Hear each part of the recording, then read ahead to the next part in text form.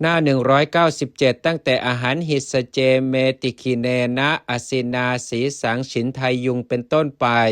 ข้าพเจ้าแลแม้หากว่าใครๆจะพึงเอามีดที่คมกรีบตัดศีรษะของข้าพเจ้าไซ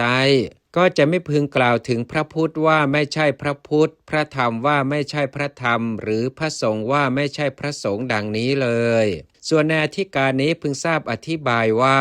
พราหมณ์เมื่อกล่าวถึงสรณคมซ้ำอีกว่าพูดถึงสรณะจนตลอดชีวิตชื่อว่าประกาศมอบถวายตนวงเล็บแก่พระรัตนตรัยเวรัญชพราหมณ์ครั้นมอบถวายตนอย่างนั้นแล้วมีความประสงค์จะอุปถากพระผู้มีพระภาคเจ้าพร้อมทั้งบริษัทจึงกราบทูลว่าและขอท่านพระโคดมผู้เจริญพร้อมด้วยภิกษุสงฆ์จงทรงรับการอยู่จำพรรษาที่เมืองเวรัญชาของข้าพเจ้าเถิดพราหมณ์กราบทูลความประสงค์ไว้อย่างไรกราบทูลไว้อย่างนี้ว่าขอท่านพระโคดมผู้เจริญจงทรงจำข้าพเจ้าว่าเป็นอุบาสกและขอจงทรงรับการอยู่จำพรรษาที่เมืองเวรัญชาของข้าพเจ้าเถิดคือขอให้ทรงรับการอาศัยเมืองเวรัญชาอยู่จำพรรษาตลอดไตรมาสเพื่ออนุเคราะห์ข้าพระองค์เถิดหลายบทว่าอธิวาเสสิภควาตุนหีภาเวนะความว่าครั้งนั้นพระผู้มีพระภาคเจ้าทรงสดับคำของพราหมณ์นั้นแล้ว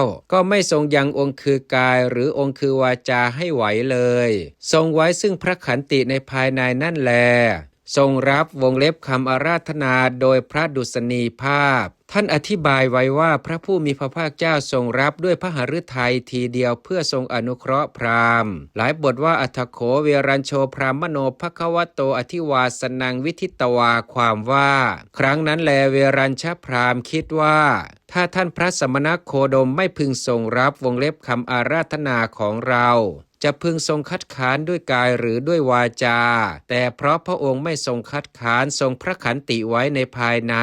ฉะนั้นพระองค์ก็ทรงรับวงเล็บคำอาราธนาของเราด้วยพระหฤทัยนั่นเองดังนี้ครั้นทราบการทรงรับคำอาราธนาของพระผู้มีพระภาคเจ้าเพราะความที่ตนเป็นผู้ฉลาดในการกำหนดรู้อาการดังพรรณนามาแล้วนั้นจึงลุกจากอาสนะที่ตนนั่งถวายบังคมพระผู้มีพระภาคเจ้าในทิศทั้งสี่ด้วยความเคารพแล้วทำปทักษิณ3 รอบแม้ได้ตีเตียนจำเดิมแต่เวลาที่ตนมาว่าพระสมณโคดมไม่ทรงทำสามีจิกรรมมีการกราบไหว้เป็นต้นแก่พวกพราหมณ์ผู้แก่กว่าโดยชาติเป็นต้น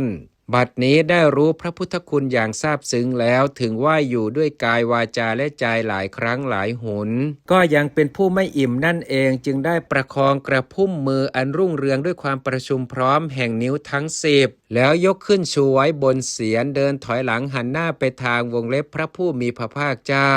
จนพ้นทัศนวิสัยได้ถวายบังคมในที่พ้นทัศนวิสัยแล้วหลีกไป